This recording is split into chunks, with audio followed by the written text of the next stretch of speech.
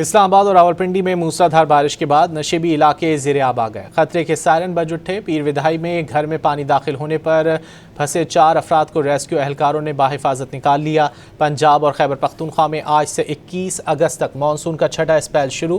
سیالکوٹ اور سوابی میں بادل برس پڑے۔ طوفانی بارش سے سڑکیں ڈوب گئیں۔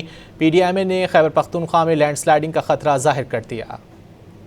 راولپنڈی میں موسلادھار بارش سے نشیبی علاقے زیر آب آ گئے۔ ناللئی کٹاریاں میں پانی کی سطح 20 فٹ تک پہنچ گئی۔ ناللئی کے اطراف خطرے کے سائرن بجا دیے گئے۔ ریسکیو ٹیموں کو کہنا ہے کہ پیر ودھائی میں ایک مکان میں محصور فیملی کو محفوظ مقام پر منتقل کر دیا گیا۔ گھر میں پھنسے 4 افراد کو ریسکیو کیا گیا۔ ریسکیو حکام نے شہریوں سے نشیبی علاقوں اور ناللئی سے دور رہنے کی اپیل کر دی ہے۔ گولڑا میں 144 اور بوکرا میں 132 ملی میٹر بارش ریکارڈ کی گئی۔ سیالکوٹ میں 5 گھنٹوں میں 172 ملی میٹر بارش نے جل تھل ایک کر دیا۔ رات گئے ہونے والی طوفانی بارش سے نشیبی علاقے ڈوب گئے، جہاں نکاسی آب کا آپریشن جاری ہے۔ ادھر سوابی سمیت خیبر پختونخوا کے مختلف علاقوں میں بھی بادل جم کر برسے۔ محکمہ موسمیات نے آج سے 31 اگست تک ملک کے بالائی اور وسطی علاقوں میں تیز ہواؤں اور گرج چمک کے ساتھ بارش کی پیش گوئی کر دی ہے۔ پی ڈی ایم اے نے خیبر پختونخوا کے بالائی اضلاع کے پہاڑی علاقوں میں لینڈ سلائیڈنگ کا خدشہ ظاہر کیا ہے۔ مردان اور سوابی کے نشیبی علاقوں میں اربن فلڈنگ کا خطرہ موجود ہے۔